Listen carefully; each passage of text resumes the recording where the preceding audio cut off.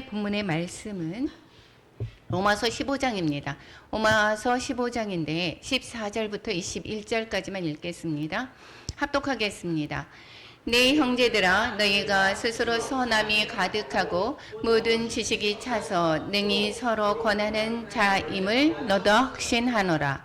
그러나 내가 너희로 다시 생각나게 하려고 하나님께서 내게 주신 은혜로 말미암아 더욱 담대히 대량 너희에게 썼노니, 이 은혜는 곧 나로 이방인을 위하여 그리스도 예수의 일꾼이 되어 하나님의 복음의 제사장 직분을 하게 하사 이 양민을 제물로 드리는 것이 성령 안에서 거룩하게 되어 받으실 만하게 하려 하심이라. 그러므로 내가 그리스도 예수 안에서 하나님에 대하여 자랑하는 것이 있거니와, 그리스도께서 이방인들을 순종하게 하기 위하여 나를 통하여 식사하신 것 외에는 내가 감히 말하지 아니하노라. 그 일은 말과 행위로, 표적과 기사의 능력으로, 성령의 능력으로 이루어졌으며, 그리하여 내가 예루살렘으로부터 두루 행하여 일루리곤까지 그리스도의 복음을 편만하게 전하였노라. 또 내가 그리스도의 이름을 부르는 곳에는 복음을 전하지 않기를 힘썼노니, 이는 남의 터 위에 전축하지 아니하려 함이라. 기록된 바 주의 소식을 받지 못한 자들이 볼 것이요 듣지 못한 자들이 깨달으리라 함과 같으니라. 아멘. 예, 오늘 본문 로마서 15장에서 말씀하는 것은 하나님 나라의 일이라고 하는 그러한 내용을 담고 있습니다. 그래서 오늘 로마서 15장으로 하나님 나라의 일이 과연 무엇인가 라고 하는 그러한 제목을 가지고 그리고 나누겠습니다. 먼저 1장부터 16장까지 다시 한번 더 살펴보겠습니다. 1장부터 8장까지 믿음의 방법에 관해서 얘기했다고 그랬습니다. 믿음은 어떻게 되는 건가? 예, 먼저 믿음의 과정이 있죠. 믿음으로 이롭게 되는 칭의의 과정이 있습니다. 그리고 의로워진 사람은 이제 우리가 성화되어 가는 그러한 과정이 있죠. 그래서 1장부터 4장까지는 칭의의 과정. 그것은 하나님의 복음이 무엇인지를 먼저 말씀하고, 모든 사람이 죄를 지었어요. 그 다음에 그러면 심판을 받게 될 것이고, 심판을 그럼 면하게 되려면 구원을 받아야 된다. 그것은 그 구원은 아브라함부터 이루어졌던 그런 하나님의 약속이었다. 이렇게 말씀을 드리는 것이 하는 것이 1장부터 4장입니다. 그러면 예수님으로 말미암아 칭의를 받은 자들은 그럼 어떠한 것을 말씀하느냐? 하나님과 떨어졌었는데 이제 하나님과 화평이 되었다라는 것이고, 하나님과 화평이 된 것은 어떻게 사는 것이냐? 그리스도와 연합해서 사는 것이다 라는 것을 6장에서 7장에서는 그러면 이제는 율법에서 우리는 심판을 받게 되지 않는다. 율법으로 말미암아 우리가 거기에서 재판을 받지 않게 된다라는 것입니다. 그래서 율법에서 자유하게 된다는 내용이 7장에서 있고, 그 다음에 우리가 거룩해지는 것은 성령 안에서 거룩해져 나간다라고 하는 것이 8장의 말씀이다라고 얘기했습니다. 그리고 9장부터 11장까지는 믿음의 경로인데, 우리가 구약의 내용들이 이스라엘 백성에 관한 내용들로 쭉 담아져 있죠. 이것은 하나님이 이스라엘 백성을 선택했다라고 하는 과거의 선택에 관해서 말씀하고 있습니다. 그러면 현재는 이스라엘이 넘어짐으로 말미암아 이방인이 구원에 이르게 되었다라고 하는, 그런데 어떻게 이루어져 가느냐? 하나님의 열심으로, 복음을 전함으로 말미암아 하나님의 열심으로 지금 모든 백성들이 구원에 이르게 한다라고 하는 내용이 10장에 있고, 그리고 그러면 이스라엘을 버렸느냐? 그렇지 않다. 11장에서 남은 자들 구원하겠다라고 하는 하나님의 주권을 말씀하고 있습니다. 이제 12장부터 16장까지의 일들은 이제는 실천편입니다. 하나님과 화평케 된 자는 어떻게 살아야 되는가? 12장에서 하나님을 기쁘게 하는 삶을 살아야 된다. 그리고 13장에서는 하나님의 일꾼이다. 그 세상의 권세자들에게도 우리가 복종하라. 그것은 그 사람들은 하나님의 권세자들도 그 권세자들도 하나님의 일꾼이다라는 이야기를 하고 있고, 물론 성도들도 하나님의 일꾼이다라고 이야기를 하고 있습니다. 그래서 또 14장에서는 하나님의 나라에 관해서 이야기를 하고 있었고, 하나님의 나라는 하나님을 기쁘게 하는 것이다. 그리고 또한 사람들, 이웃을 인정받는 것이 하나님의 나라다라고 이야기를 했습니다. 그래서 오늘 본문에서 15장에서 이야기하는 것은 그러면 하나님의 일들은 그럼 과연 무엇인가? 그리고 또 하나님께 순종이 16장에 설명되고 있습니다. 그러면 하나님 나라 14장에서 다시 한번 복습해 보면 어땠습니까? 하나님의 나라는 하나님을 기쁘게 하는 거라고 그랬습니다. 또한 하나님께만 잘하면 되지, 내가 복음 전도하고 선교하고 이런 것만 잘하면 되지, 사람하고는 관계가 없다라는 것이 아니라고 얘기했습니다. 사람에게 인정받는 것이다 라고 이야기를 했고, 그래서 우리의 행실로 말미암아 이 주변의 사람들이 하나님을 알게 된다, 이 얘기를 하고 있었습니다. 그러면 15장에서는 하나님 나라의 일에 관해서 이야기를 하고 있는데, 이제 하나님이 어떻게 합니까? 하나님을 기쁘시게 하는 것이 어떻게 하는 것이 기쁘시게 하는가?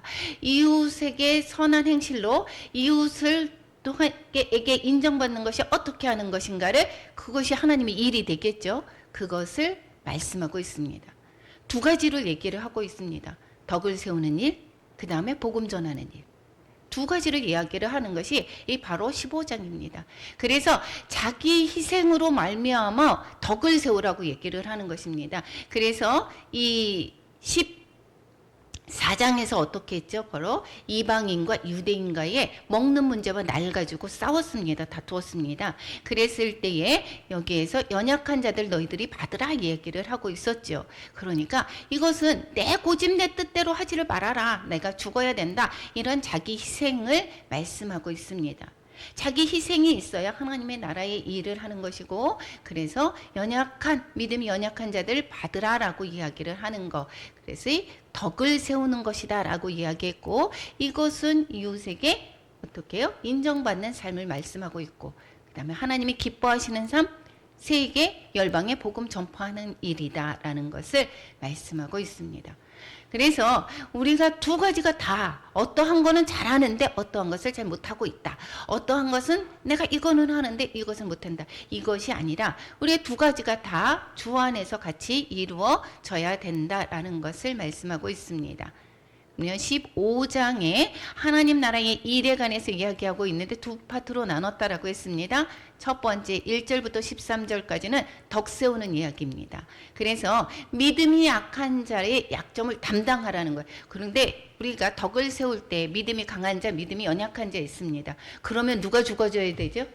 누가 맞춰죠? 믿음이 강한 자가 죽어줘야 되죠. 그래도 믿음이 강한 자가 약한 자의 약점을 담당해야 된다라는 것입니다. 그러니까 그것은 자기 희생이 있어야 된다라는 것이고, 여기에서 예수님을 예를 들어서 말씀하고 있습니다. 또 일 세운다라고 하는 것은 믿음이 없는 자의 구원을 담당하라는 것입니다. 믿음이 있는 자는, 믿음이 연약한 자는 덕을 세우는 거고, 믿음이 아예 없습니다. 그런 자에게는 복음을 전파해야 된다라는 이야기를 14절에서부터 33절까지 말씀하고 있습니다. 그래서 복음의 제사장 역할을 하라라는 것이고, 그것은 성령이 선교사를, 우리가 내가 하는 것이 아니라 성령의 인도함을 받아서 우리가 하는 것이다 라는 것입니다. 선교지도 성령님이 인도하시고, 사명도 어떠한 선교 사명도 결정하는 것이 다 성령님이 인도하시는 것이다 라는 것이고, 직무는 어떻게 하느냐, 내가 산 제물과 같은 왕 같은 제사장 역할을 하는 것이다 라는 것을 말씀하고 있습니다. 15장에 간단하게 하니까 이해가 되죠. 덕 세우는 거, 복음 전파하는 거. 너무 쉽습니다. 1절부터 13절까지가 덕 세우는 하나님의 일이다라고 얘기했습니다. 덕을 세우는 것은 아까 뭐라고 했어요?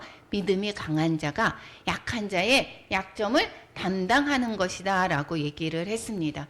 여기 이방인과 유대인들의 다툼이 있을 때 믿음이 강한 자가 연약한 자를 받으라, 담당하라, 이 얘기를 계속하고 있습니다.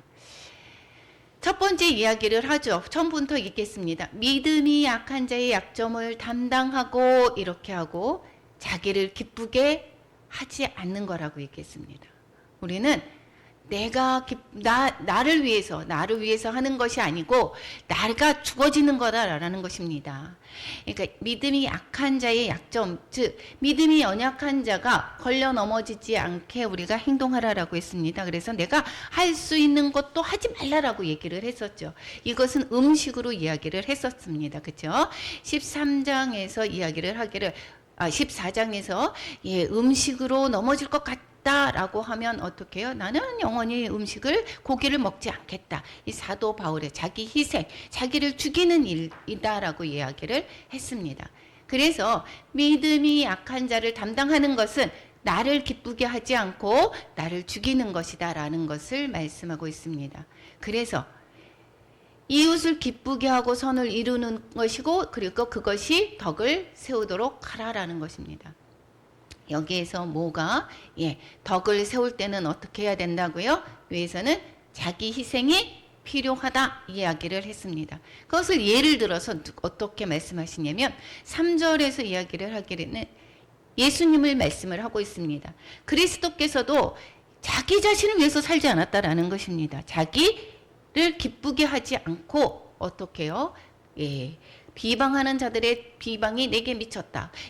그들을 어떻게 해요? 예수님이 자기 백성을 살리기 위해서 십자가에서 죽으셨다라는 것입니다. 자기 목숨을 내서. 그래서 여기에서 예수님이 자기를 위해서 산 것이 아니라 백성들에게 자기를 희생하는 그러한 본을 보이셨다. 이렇게 이야기를 하고 있습니다. 이로써 그 내용들, 이것을 시편 69편 9절을 인용해서 말씀하고 있죠. 이것처럼 이 구약의 말씀은 우리에게 교훈을 주고 있다. 우리로 하여금 어떻게 살아야 되는지 이때는 신약 성경이 완성이 되어 있을까요? 없을까요? 지금 없었습니다. 그래서 이 구약을 많이 인용을 하고 구약의 말씀을 가지고 우리가 어떻게 살아야 되는지를 가르쳐주고 있다라는 것입니다. 그래서 이 성경에서 교훈이 우리로 하여금 인내하게 하고 또한 위로를 받게 하고 소망을 가지게 한다라고 말씀하고 있습니다. 예수님 자신도 이 구약의 말씀대로 그대로 행하셨던 것을 우리는 알 수가 있다라고 말씀하고 있습니다.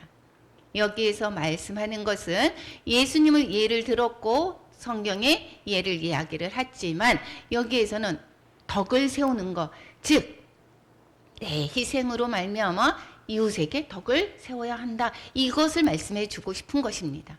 자기 희생이다 라고 얘기하는 것은 덕을 세울 때 꼭 필요한 덕목인 것입니다. 그러면 우리는 어떻게 해요? 자기 희생의 기준이 누구라고요? 예수님이십니다. 그리스도를 본받는 것입니다. 그래서 하나님과 이웃을 기쁘게 하는 것이다 라는 것입니다. 그래서 희생은 그럼 우리는 어떻게 하는 것인가? 우리가 주신 달란트가 있습니다. 내 능력을 약자에게 사용하는 것입니다. 음식을 잘하시는 분들은 음식을 해서 그래서 어떻게 해요? 점심에 다 나누어서 먹죠. 이거 내가 능력을 나에게 사용하는 것이 아니라 이웃에게 사용한다라는 것입니다. 내가 물질이 풍성하다, 하나님이 채워주셨다라고 하면 그 물질이 또 이웃을 살리는데 또 복음을 전하는데 이렇게 사용하는 것, 이 모든 것들이 결국은 무엇입니까? 자기 희생이 있어야 된다라는 것입니다. 세상은 어때요? 내가 먹고 살기 위해서 약자를 밟고 어떻게 해요? 강한 자에게 우리가 뇌물을 쓰죠. 내 돈을 어디다가 씁니까? 뇌물을 줘서 내가 더 어떻게 해요? 더 이득을 취하기 위해서 그렇게 합니다. 이게 세상의 문화입니다. 그렇지만 예수 그리스도께서 우리를 어떻게 해요? 우리가 죄인 되었을 때 이미 희생하심으로 말미암아 우리를 생명을 구원하셨습니다. 그래서 이 우리의 능력, 우리의 모든 것을 우리는 약자에게 위해서 사용해야 된다. 이것은 또 성공이 아니라 섬김이다라는 것입니다. 내가 더 돋보이기 위해서 이렇게 함으로 말미암아 어떠한 세상에서의 그 봉사와 이런 것들은 어떻게 하죠? 사진 짝깍 찍어서 어떻게 하죠? 우리가 이런 일을 했습니다 라고 자신을 드러내는 일이 너무 많습니다. 물론 무명으로 도와주는 사람들이 정말 어떻게 해요? 그런 사람들도 있습니다. 동사무소에 몰래 갔다가 여기 어려운 이웃을 위해서 써주세요. 그리고 자기 자신의 그 재산들을 거기에서 내면서 주고 쓰게 하죠. 그리고 자신은 이름을 밝히지 않고 떠나가는 거. 이러한 일들도 우리는 너무도 많이 있습니다. 그래서 우리는 우리의 삶의 목적이 섬김이지. 예수님이 뭐라고 하셨습니까? 나는 섬김을 받으러 온 것이 아니라 모든 사람을 섬기려 오셨다라고 말씀하시고 있습니다. 우리의 그 모든 행위는 섬김이다라는 것입니다. 그것은 또한 말씀을 살아내는 것입니다. 말씀에 순종하면서 살아내는 것이 이것이 자기의 희생입니다. 자기의 희생을 거꾸로 우리가 쉽게 얘기하면 내가 죽어지는 것입니다. 우리가 다릅니다. 서로 달라요. 그런 내가 죽어지는 것입니다. 덕을 세우려면 서로 뜻이 같아야 되죠. 같아야 되는데 내 생각을 고집하고 있고 상대는 상대의 생각을 고집하고 있습니다. 하나가 될까요? 안 될까요? 안 되죠. 이것은 분열하는 것입니다. 그래서 교회에서도 내 생각을 고집하게 된다라고 하면 분열할 수밖에 없습니다. 이것은 그래서 어떻게 해야 되는가? 믿음이 강한 자에게 그냥 어떻게 해요? 죽어지는 거, 내 생각을 내려놓는 거. 그래야지 어떻게 해요? 하나가 될 수 있고 상대도 마찬가지로 자기의 생각을 고집하지 않고 서로 같은 뜻이 되어야 되는 거. 같은 뜻은 나한테 와야 돼. 이래서 가정이 어떤 집은 우리는 한 번도 싸운 적이 없어요 라고 얘기를 해요. 우리 옛날에 어머니들이 어떻게 살았죠? 남편에게 거의 말대꾸를 할 수가 없었어요. 죽어서 지냈어요. 그래갖고 남편들은 가부장적인 행위를 해서 막 함부로 했었죠. 그랬을 때에 큰 소리가 나지 않았습니다. 왜요? 아내가 죽어 지냈기 때문에. 아내가 계속해서 그래서 죽다가 이거 자녀를 위해서, 무엇을 위해서 이렇게 했습니다. 그런데 나중에 그래서 노년이 돼서 요즘에는 어떻게 돼요? 황혼이혼이. 그래서 내가 지금까지 버텼으니까 이것은 이제는 내가 이혼을 하겠다, 못 살겠다, 이러는 이혼들이 많다라고 얘기를 했습니다. 이것은 어느 한쪽에 맞추는 것이 아니라 예수님의 말씀에 예수님을 본받아서 우리가 예수님의 기준이 되어서 내가 죽고 상대도 죽어지는 뜻이 같게 해야 된다라고 말씀하고 있습니다. 그래서 그렇게 되면 한 마음, 예수님의 마음이죠. 한 마음과 한 입, 한 입이면 뭐가 될까요? 무슨 입? 한 입이면 하나님의 말씀이겠죠. 하나님의 말씀으로 우리는 한 입이 되는 것입니다. 그렇기 때문에 우리는 그러므로 말미암아 하나가 되어서 하나님께 영광을 돌리게 되는 것입니다. 그러니까 약한 자와 강한 자가 뜻을 합해가지고 결국은 하나님의 영광 위한 하나님의 복음 전하는 하나님의 일을 해야 된다라는 것입니다. 그래서 우리가 뜻이 달라요.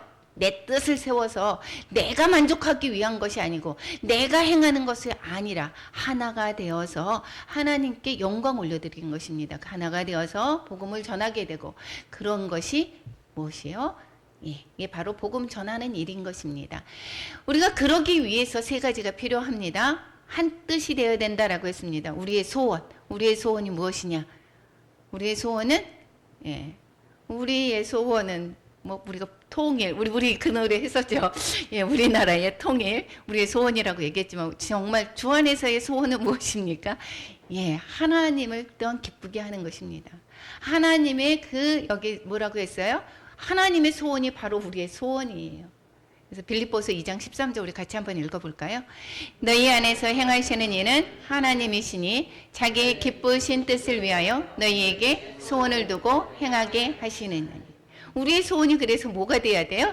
하나님의 소원이어야 돼요. 하나님의 그 기쁘신 뜻이 우리의 소원인 것입니다. 하나님의 소원은 그럼 무엇일까요? 모든 사람들이 세계 열방에 복음으로 변화되는 것이겠죠. 모두가 구원받기를 하나님은 바라신다라는 것이고 우리의 소원이 바로 그것이 되어야 된다라는 것입니다. 그래서 세계 열방을 향한 선교가 되어야 된다. 그러면 세계 거창하게 그러면 나는 정말 외국에 나가서 막 선교를 하고 복음을 전해야 돼. 이것이 아니라 내가 밟고 있는 그 땅이 바로 뭐예요? 선교의 장입니다. 선교에 내가 밟고 있는 그 장이 그래서 가정에서 본이 될 때 그럴 때 의 가정이 변화되는 거, 내가 바로 있는 그 장소가 바로 선교지입니다. 그래서 우리 또한 염득순 권사님 가는 곳곳마다 어떻게 해요? 복음을 전하고 있죠. 그것이 열매가 맺혀지든 안 맺혀지든 하나님의 때에 그것이 이루어질 줄로 믿습니다. 그것을 하나님 우리는 우리의 모든 삶이 그래야 된다라는 것입니다. 가는 곳곳마다 주의 복음을 전하는 것. 이것이 우리의 모든 뜻이 되어야 되는 것이고, 그러다가 보니까 우리의 믿음이 연약한 자가 왔습니다. 그러면 내가 어떻게 해요? 죽어져서 그 사람의 덕을 그 사람이 복음으로 세워질 수 있도록 우리는 노력하는 것. 우리 모든 뜻이 그것입니다. 우리 성도들이 연약한 자가 왔다. 야, 저 사람을 막, 저 사람한테 막 마음이 가서 있어서 저 사람한테 얘기하고 막 이렇게. 아, 교회 갔더니 나는 쳐다도 안 봐. 이렇게 삐져서는 것이 아니라 우리는 연약한 자들 아니든 한 마음이 되어야 됩니다. 그것이 바로 하나님의 마음이다라는 것이고, 또 한 마음, 하나님의 뜻이라는 것이고, 한 마음도 바로 뭐라고 했어요? 빌립보서 2장 5절에 같이 한번 읽어보겠습니다. 너희 안에 이 마음을 품으라. 곧 그리스도의 예수의 마음이니. 그리스도 예수의 마음으로 우리는 하나가 되어야 된다라는 것입니다. 그래서 그 예수님의 마음은 어땠습니까? 아버지께 순종하는 마음이었다라는 것입니다. 믿음으로 순종하는 마음, 이것이 바로 우리의 마음이 되어야 되는 것입니다. 하나님의 말씀에 우리가 순종하는 것, 그럼 또 한 입이 되어야 된다라고 얘기를 했습니다. 한 입은 하늘의 양식, 하나님의 말씀으로 우리는 하나가 되어야 되는 것이고, 우리의 입에서 나오는 것이 뭐예요? 하나님의 말씀의 언어가 나와야 된다라는 것입니다. 그러니까 어떠한 것이 나와야 될까요? 사랑의 언어가 나와야 되겠죠. 복음 전도의 언어가 나와야 될 것입니다. 이것이 바로 한 뜻을 품고 믿음으로 순종해서 말씀을 전파하며 찬송과 기도하는 바로 예배자. 이 예배자가 우리의 모든 예배자들이 한 마음, 한 뜻, 한 마음, 한 입으로 우리가 하나가 되어야 된다라고 얘기를 하고 있습니다. 이것이 우리가 예수님이 우리를 받아들인 것처럼 너희들도 믿음이 강하냐? 연약한 자를 받으라. 이야기를 하고 있습니다. 나한테 맞춰줘야지. 내가 지도자인데 내가 나한테 맞춰줘야지. 이 예수님께서 그러지 않았다라는 것입니다. 예수님이 섬겼다라고 이야기를 하고 있습니다. 이게 하나님의 영광을 위해서 여러분들이 어떻게 해요? 우리가 어떻게 됐죠? 예수님께서 받아주셨죠. 언제 받아주셨습니까? 우리가 의로워서 받아주셨습니까? 죄인 되었을 때 연약한 우리를 예수님께서 받아주셨다라는 것입니다. 그래서 우리를 위해서 죽으셨다라는 것입니다. 그렇기 때문에 우리도 그러한 삶을 살아야 된다, 이 얘기를 하고 있는 것입니다. 그러므로 어떻게 해요? 그리스도께서 우리를 받아 하나님께 영광을 돌리심 같이 우리도 어떻게 하라고요? 서로 받으라라고 이야기를 하고 있습니다. 우리가 전완호 같은 성도처럼 이러한 분도 우리가 받고 사랑으로 받고, 그리고 또한 이웃의 어려운 자들 우리는 받는 것입니다. 우리가 외적으로 볼 때는 되게 잘 나가는 것 같음에도 불구하고 마음이 또 어떻게 해요? 상심되어서 정말 힘들어하는 사람들도 있습니다. 그 사람도 주님의 사랑으로 우리는 받아야 되는 것입니다. 서로 받아야 되는 이유가 뭐라고 했어요? 예수님 때문에. 예수님의 본보기를 보여주셨습니다. 예수님께서 우리를 위해서 어떻게 해요?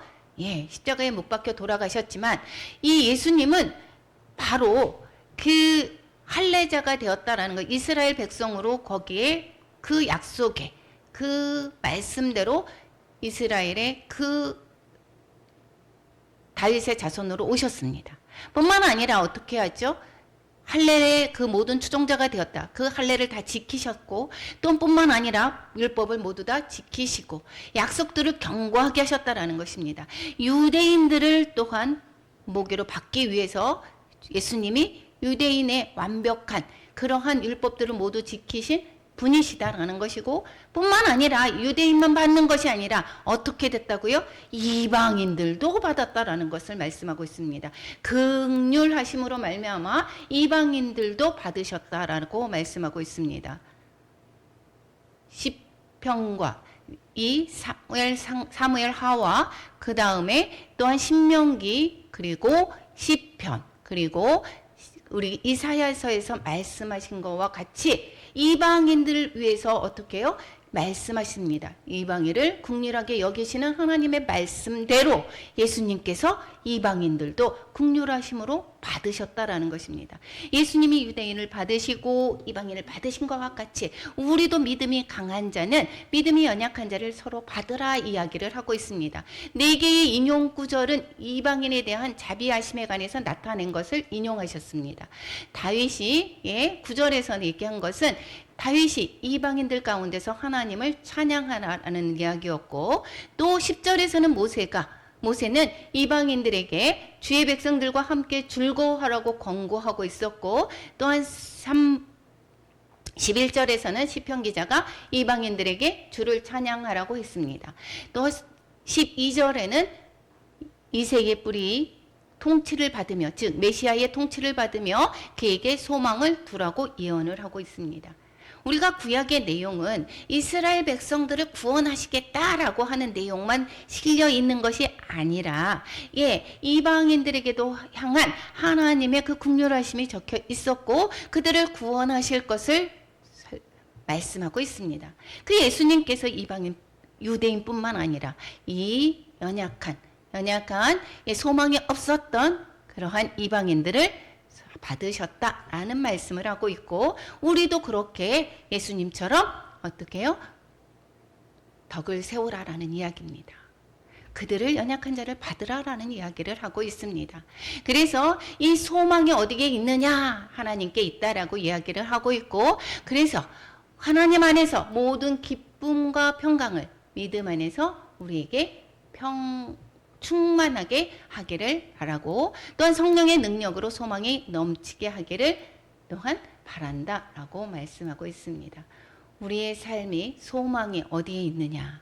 하나님께 있습니다. 하나님 안에서 우리는 기쁨과 평강을 누릴 수가 있습니다. 세상의 평강과 기쁨은 순간적인 것입니다. 어떤 것을 내가 원하는 것을 얻었습니다. 그것이 오래 갑니까? 순간입니다. 그런데 하나님이 주시는 기쁨과 평강은 영원하다라는 것이고, 그리고 다른 거와 비교할 수 없는 그러한 내면에서 오는 그러한 기쁨이다라는 것입니다. 그리고 성령의 능력으로 우리가 소망이 넘치게 한다라는 것입니다. 그래서 우리가 소망을 세상 것에 두면 어떻게 해요? 그것을 다 이루었다라고 볼 때 그러면 어떻게 될까요? 모두 우리가 상실감도 있습니다. 우리가 모든 것을 이루었을 때의 기쁨만 있는 것 같아 보이지만 그렇지 않습니다. 그래서 우리는 지금 현실에 우리가 어디에 소망을 두어야 되는가? 소망이 하나님께 있어야 된다라고 말씀하고 있고, 우리가 소망을 갖게 했던 그러한 일들이 감히 우리가 하나님을 모르고 있었습니다. 그리고 어떻게 해요? 우리는 하나님을 잘 모름으로 말미암아 죄 가운데 있었던 우리를 하나님을 예수 그리스도로 말미암아 하나님을 믿게 되면서 구원을 얻었다라고 하는 그러한 기쁨들을 우리는 잘 누려야 될 것입니다. 우리뿐만 아니라 죽어가는 형제, 자매, 그래서 함께 누려야 되는 것, 이것이 바로 우리의 사명인 것입니다. 나만 알면 됐지, 저 사람은 뭐라고, 저 사람이 알 게 뭐야, 이렇게 하는 것이 아니라 우리가 이웃을 사랑하는 것, 주 안에서 사랑하는 것, 그들도 이 기쁨과 평강을 나눠야 된다라는 것을 말씀하고 있습니다. 첫 번째 뭐라고 그랬어요? 1절부터 13절까지 덕을 세우는 것. 덕 세우라고 그랬습니다. 덕 세우는 건 뭐라고 그랬어요? 믿음이 강한 자가 믿음이 약한 자를 받는 것이다. 이랬습니다. 이것은 예수님이 본보기가 되었다. 이 얘기가 1절부터 13절 이야기였고, 14절부터 33절까지는 복음을 전하라라는 것입니다. 하나님의 의를 세우는 것은 믿음이 없는 자, 이제는 믿음이 연약한 자에게 안에서 덕을 세우는 이야기를 했으면, 믿음이 그럼 없는 자는 어떻게 되는가? 구원의 복음을 전해야 된다라는 것을 말씀하고 있습니다. 여기에서 이 14절 15절은 로마서를 쓰게 된 동기를 이야기를 하고 있습니다. 그러면서 여기 형제들에게 너희로 다시 생각나게 하려고 그랬다, 이 얘기를 하면서 겸손한 마음으로 이야기를 하고 있습니다. 로마의 사람들이 이제 이렇게 이방인에게 받으라 이렇게 이제 계속해서 말씀을 했습니다. 그런데 이것이 그들이 마음이 불편하게 하지 않을까, 지적하는 것이라 보들지 않을까, 이러한 염려가 있었습니다. 그러면서 뭐라고 합니까? 이미 너희들은 말씀으로 먼저 선함이 가득하고 모든 지식이 있는 거를 내가 어떻게 한다고요? 모든 지식이 차서 선호 권하는 자임을 내가 알고 있다, 이 얘기를 하고 있습니다. 이미 내가 이렇게 얘기를 안 해도 너희는 이미 이렇게 선함도 있고 가득하고 모든 지식에 차서 서로 권하는 자인 것을 내가 알고 있다. 그런데 내가 이렇게 쓴 것은 어떻게 해요? 다시 생각나게 하려고, 다시 생각나게 해서, 그래서 그렇게 하게 하기 위해서, 그래서 내가 은혜로 말미암아 담대히 썼다, 이렇게 얘기를 하고 있습니다. 하나님이 주신 은혜가 과연 나는 무엇인가? 그 하나님이 주신 은혜는 내가 이방인 가운데서 이방인을 위해서 그리스도의 예수님의 일꾼이 되었다라는 것입니다. 본인이 그 하나님이 주신 내 은혜는 바로 이방인을 위해서 그리스도의 예수의 일꾼이 되었다라고 이야기를 하고 있습니다. 그래서 이방인을 제물로 드리는 것, 이방인들을 구원하는 것이다라는 것입니다. 자기에게 주신 것, 이것은 하나님의 복음의 제사장이다라고 말씀하고 있습니다. 그래서 여기에서 이방인을 제물로 드리는 것, 이것은 바로 이방인을 전도해서 구원한다라고 하는 그러한 의미인 것입니다. 그래서 내가 이렇게 내 받은 이방인을 구원하기 위해서 내가 주신 은혜대로 내가 너희들에게 쓴 것이다. 너희들이 이미 잘 알고 있지만 다시 생각나게 하기 위해서 이 편지를 썼다라고 말씀하고 있습니다. 자기 자신의 사례를 들고 있죠, 이번에는. 그래서 복음의 제사장이라고 얘기하는 것은 자기의 직분이 선교사다라는 것을 말씀하고 있고, 선교지는 세상이다라는 것입니다. 어느 한 지역이 아니라 주님이 보내시는, 성령님께서 인도하시는 그 곳이 바로 선교지다라는 것이고 있고, 그리고 선교의 사명은 바로 순교다라는 것입니다. 이 사도 바울은 내가 날마다 죽노라라고 이야기를 하고 있죠. 어디를 가든지 내 뜻대로, 내 생각대로, 내 고집대로 하는 것이 아니라 이 연약한 그러한 그 사람들을 살리기 위해서 하는 것이 바로 무엇입니까? 자신이 죽어지는 것입니다.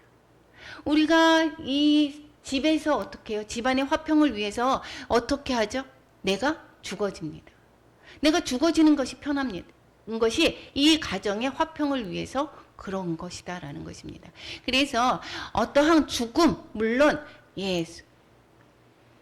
어떠한 계기로 말미암아 내가 죽어지는 그러한 것도 있게 되겠지만, 실질적인 죽음이 있지만 내 마음에 내 생각과 뜻을 다 내려놓는 것, 이게 바로 순교다라는 것입니다. 그리고 17절, 18절, 19절에서 보면 바울의 제사장 직무가 어떠했는지를 가르쳐 주고 있습니다. 어떻게 했느냐?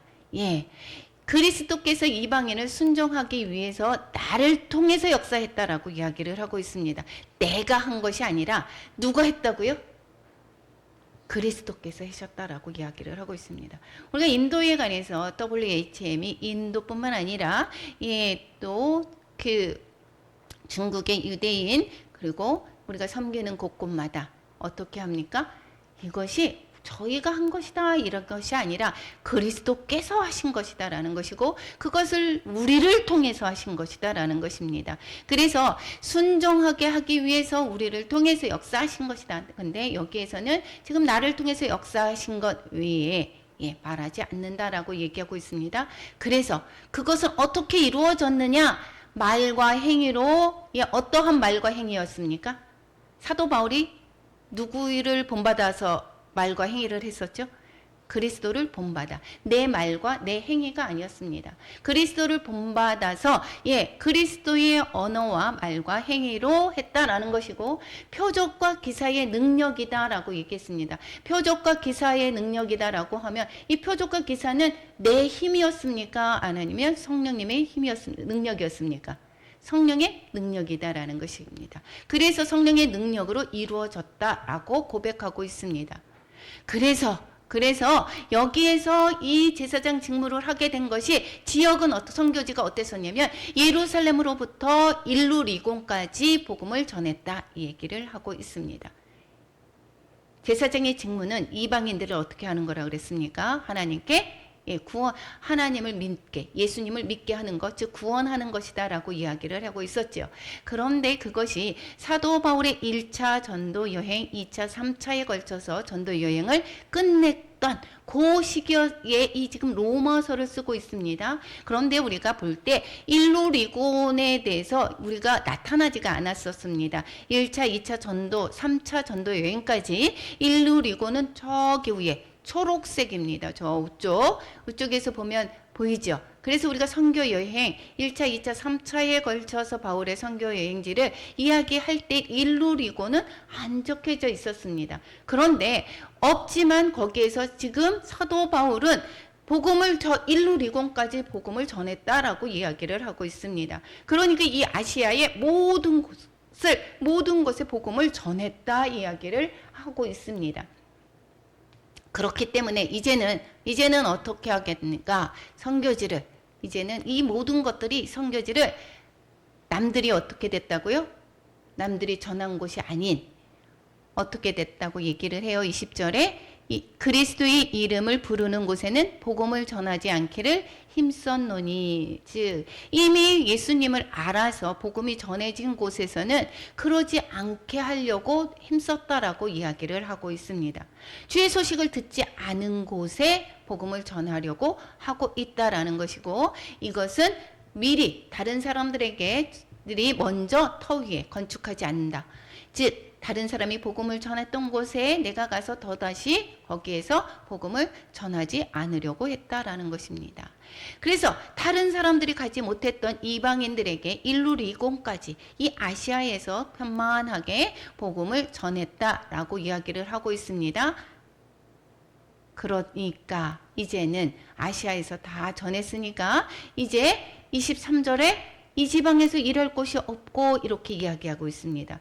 이 지금 로마서를 쓸 때가 이 3차 전도 여행이고, 이 모든 곳곳에 예루살렘에 기근이 들어서 거기에서 기금을 마련하기 위해서 지금 다시 고린도로 갔던 상황에서 고린도에서 쓰고 있죠. 즉 아시아, 거기 고린도 교회만 이야기하는 것이 아니라 이 전체의 아시아와 유럽 그 전체에 전할 곳이 없다. 모든 곳에 다 전했다 이야기를 하고 있는 것입니다. 그래서 내가 이제 복음을 서반화로 가서 거기에서 복음을 전하고 싶다 이야기를 하고 있는 것이고, 그러기 전에 먼저 너희에게 가기를 바란다 이야기를 합니다. 왜 거기를 가고 싶었습니까? 이미 로마 교회에 아는 사람들이 정말 많이 있었습니다. 이 브루스길라 아굴라를 통해서도 알기도 했고, 또 그 로마 교회에 거기에서 많은 사람들이, 유대인들이 다른 지역으로 내쫓겨졌을 때에 이미 지역의 복음을 전하면서 여러 사람들을 만났을 것입니다. 그렇기 때문에 이 로마에 많은 복음들이 전해져 있는 것을 알고, 이 복음을 로마의 교회에 복음을 다시 내가 전한다라게 하는 것 시라기보다는 거기가 선교 기지로 삼고 싶었다라는 것이고, 그 로마 교회에서 서바나, 스페인을 말씀하고 있습니다. 스페인으로 보내주기를 바라고 있었다라고 이야기를 하고 있는 것입니다. 그래서 스페인에 가기 전에, 즉 서바나로 가기 전에 먼저 너희들과 교제를 나누고 싶다 이야기를 하고 있습니다. 그러기 전에, 로마로 가기 전에 내가 어떠한 일을 할 것이냐, 예루살렘을 먼저 들렸다가 그쪽으로 가겠다 이 얘기를 하고 있습니다. 왜 예루살렘으로 가려고 하고 있죠? 후원금을 거뒀죠. 예루살렘에 기근이 들어서 여기에서 예루살렘을 도와줄 그러한 후원금들을 거뒀습니다. 여기에서 모든 교회의 가난한 자들을 위해서 26절에 뭐라고 했습니까? 얼마를 연보했다 이야기를 하고 있어요. 마게도냐와 아가야 사람들이 여기에서 마게도냐는 뭐라고 얘기를 합니까? 아가야는 어디를 얘기를 하고 있고, 마게도냐는 어떻게 해요? 빌립보, 데살로니카 이런 이야기를 하고 있고, 아가야 지방, 예, 고린도 교회를 이야기를 하고 있죠. 거기에서 그 모든 사람들이 어떻게 해요? 같이 거뒀다라고 이야기를 하고 있습니다. 그래서 이것을 전달하고 싶다라는 것입니다. 이것이 이 복음의 열매를 예루살렘에 전하고 싶었던 것을 사도 바울의 이 이야기를 통해서 알 수가 있습니다. 다른 사람에게도 전할 수가 있습니다. 그렇지만 이 사도 바울의 이 선교의 열매가 이 예루살렘의 유대인들이 이것이 받아들여기를 간절히 소망하고 있었던 것을 볼 수가 있습니다. 왜냐? 이 어려운 기금들, 이방인들이 했던 선교의 기금을 유대인, 예루살렘에 있는 유대인들이 그것을 받아들인다라고 하는 것은 이방인들의 그 복음들을, 이방인들이 즉 예수 그리스도를 믿는 그러한 믿음으로 말미암아 의롭게 된 그들을 인정하는 것이다라고 생각을 할 수가 있다라는 것입니다. 그렇기 때문에 이 사도 바울이 바로 예루살렘에 가서 이방인들에게서 통해서 거뒀던 것을 전달하고 싶었던 것입니다. 그래서 이 이방인들에게는 우리가 영적인 것을 나눠 가졌으면 육적인 것으로 그들을 섬기는 것이 마땅하다라고 이야기를 하는 것은 서로 사랑을 나누는 것, 즉 서로 받으라라고 이야기를 했었죠.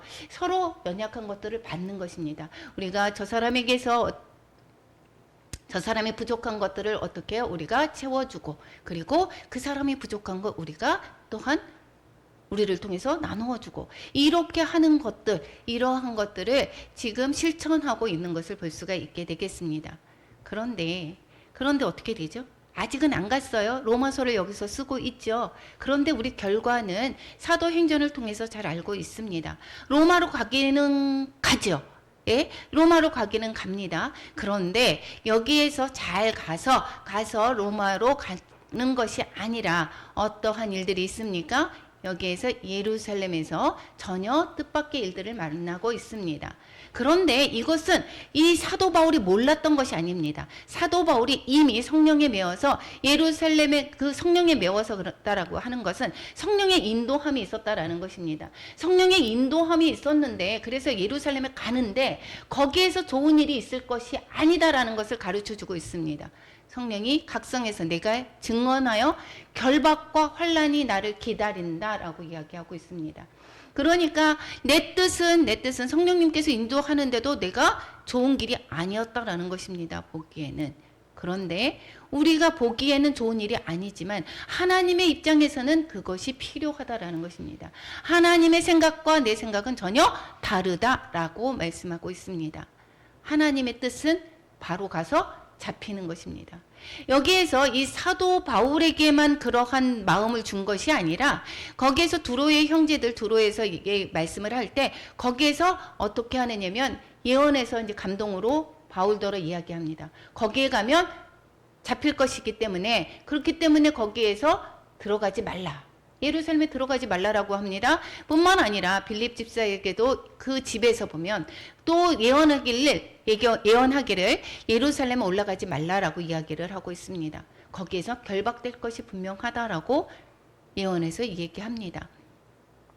그렇지만 이 사도 바울은 이 말을 듣고 가지 않는 것이 아니죠. 그래도 갑니다. 왜 그렇습니까? 성령이 매여서 성령이 인도함을 받게 하고 그것이 하나님의 뜻이다라는 것입니다. 하나님의 뜻은 잡히는 것이다라는 것입니다. 즉 죄인이 아닌 증인으로 잡혀서 로마 군대의 보호 아래 가이사에게 복음을 전파하는 것이다라는 것입니다. 예, 결국은 로마로 압송을 하게 되는데 그래서 이 예루살렘에서 잡히게 되죠. 예루살렘에서 어떤 사람들의 그 지도층을 복음을 전하게 되고 거기에 매여 있으면서 2년 동안 있으면서 거기에서 복음을 증거하게 되고 뿐만 아니라 나중에는 가이사에게도 또한 증언하게 하는 그러한 일들을 하게 합니다. 이것은 이 죄인 사람의 보기에는 죄인의 모습이었지만 하나님은 이게 증인으로 그 사람을 지금 바울을 압송하는 것입니다. 그러니까 우리의 생각과 뜻이 정말 다르다라는 것입니다. 이것은 내 뜻대로 하는 것이 아니다라는 것이고, 이것은 바로 우리는 산 제물의 삶을 사는 것입니다. 그래서 우리가 복음의 제사장의 직무를 하는 것이다 라고 하는 것은 복음 전도지만, 복음 전도는 것은 어떻게 해요? 이방인들을 하나님께 드리는 거죠. 하나님께 이 복음을 이 이방인들을 구원하는 것, 이것인데, 이 복음 전도자는 그때에 어떻게 되는가? 내 생각과 내 뜻대로 하는 것이 아니라 내가 성령에 철저히 순종이 되어서 산 제물의 삶을 살게 되는 것입니다. 우리는 때때로 내가 원하지 않는 그러한 모습으로 있을 때가 정말 많이 있습니다. 내가 죽어져야 되는 경우 많고, 내가 인정받지 못하는 경우가 정말 많이 있습니다. 이것이 바로 하나님을 보고 하는 것이고 사람을 보고 하는 것이 아닙니다. 그렇기 때문에 우리는 우리의 삶이 정말 하나님 앞에서 산 제물이 되어야 된다라는 거 기억하시기 바랍니다. 내가 정말 하는데도 불구하고 아무도 알아주지 않는 경우가 있습니다. 힘겨운 그러한 고난의 길이 될 수가 있습니다. 그럼에도 불구하고 하나님이 나한테 맡겼다라고 하면 우리는 철저하게 순종함으로 그러한 길들을 가야 될 것입니다. 그래서 이제는 전에 이제 예루살렘에 들렸다가 이제 나는 들렸다가 서바나로 갈 것이다 이 얘기를 하고 있습니다. 그런데 갈 때에 이것을 마치고 나서 내가 서바나로 갈 것인데 너희에게 들렸다가 갈 것이다. 그래서 여기에서 너희들에게 갈 때 그리스도의 충만한 복을 가지고 가기를 원한다라고 말씀하고 있습니다. 그래서 그들에게 이야기를 합니다. 나를 위해서 기도를 해달라라고 말씀하고 있죠. 나를 위해서 기도를 하는데 어떻게 하라고 얘기합니까? 31절에 유대에서 순종하지 아니하는 자들로부터 건짐을 받게 하고, 유대에서 예루살렘에서 어떠한 일이 있을 것을 미리 예측을 하고 있죠. 그래서 순종하지 아니하는 자들로부터 건짐 받게 하고, 두 번째 예루살렘에 대하여 내가 섬기는 일을 성도들이 받을 만하게 하고, 계속해서 이 사도 바울은 이방인들로 인하여서 받았던 그 연보를 예루살렘에게 전해주기를 원했고, 이것은 그 이방인과 유대인의 그러한 연합을 이루기를 원했던 것을 볼 수가 있습니다. 세 번째, 나로 하나님의 뜻을 따라 기쁨으로 너희에게 나아가 너희와 함께 편히 쉬게 하라라고 세 가지의 기도 제목을 당부하고 있습니다. 그리고 끝으로 평강의 하나님께서 너희 모든 사람과 함께 계실지어다. 축도로 우리 마치는 것을 볼 수가 있게 되겠습니다. 평강은 누가 주십니까? 하나님이 주십니다. 우리의 모든 평강은 내가 재산이 많다라고 해서 평강하지 않습니다. 세상에 어떤 것으로 채워지지 않습니다. 정말 우리가 생명과 평안을 주시는 분은 오로지 한 분 하나님 뿐이십니다. 15장의 요점, 포인트가 뭐라고 했습니까? 두 가지였습니다. 다시 한번 덕 세우는 일, 그 다음에 복음 전파, 세계 선교라고 했습니다.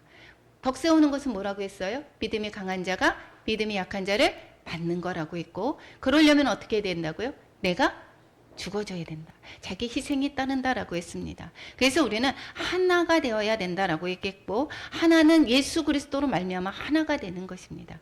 가정에서도 교회에서도 또한 모든 곳에서 우리는 이웃과도 하나가 되는 것이, 하나가 되는 것이 내 생각대로 와이라고 해서 하나가 되는 것이 아니다라고 말씀하고 있습니다. 덕 세우는 일이 있었다라고 했고, 그 다음에 세계 복음 전도, 우리 교회에서 열심히 세계 선교를 위해서 애쓰고 있죠. 그래서 모든 사람들이 함께 동참하여서 가는 사람만 그러는 것이 아니라 보내는 자도 하나님께서 그것을 기억하시고 하나님의 상급으로 적어주신다 말씀하고 있습니다. 그래서 우리는 자기를 희생하는 선교다라고 말씀하고 있습니다. 하나님 나라의 일 두 가지가 뭐라고요? 덕 세우는 거, 그리고 세계 선교. 기억하시기 바랍니다. 오늘 적용을 한번 보겠습니다. 덕 세우는 것은 믿음이 강한 자가 믿음이 약한 자의 약점을 담당하는 것이다 라고 얘기했습니다. 덕을 세우려면 복음 안에서 서로 뜻이 같아야 된다라고 이야기를 했고요. 그리고 그리스도를 본받는 삶을 살기 위해서는 하나님의 말씀을 담아내야 되는 것입니다. 이것은 그리스도께서 미리 본을 보여주셨습니다. 그래서 그 본은 어떻게 우리가 알 수가 있어요? 예, 말씀을 통해서 알 수가 있습니다. 그래서 말씀을 우리가 담아내야 된다라는 것이고, 성경은 우리에게 인내를 주시고 또한 위로를 또한 주면서 소망을 끊임없이 가지게 합니다. 그래서 성경을 자꾸 읽어야 됩니다. 우리가 성경을 읽고 성경을 지식으로 아는 것에서 그치는 것이 아니라 날마다 그 양식을 먹어서 내 삶 가운데 적용해야 되는 것입니다. 하나님의 일을 세우는 것은 믿음이 없는 자에게 구원의 복음을 전하는 것이다 라고 얘기했고, 그리고 복음의 제사장의 직분은 세상의 선교사와 같다라고 했습니다. 우리 선교사는 어떻다고요? 꼭 바깥으로 나가야 되는 것이 아니라 내가 주어진 그 자리가 바로 선교지다라고 말씀을 드렸습니다. 우리 모두 하나님 안에서 덕을 세우고 예수 그리스도를 본받음으로 말미암아 덕을 세우고, 그리고 또한 세계 선교에 앞장서는 우리 모두가 되시기를 축원합니다. 우리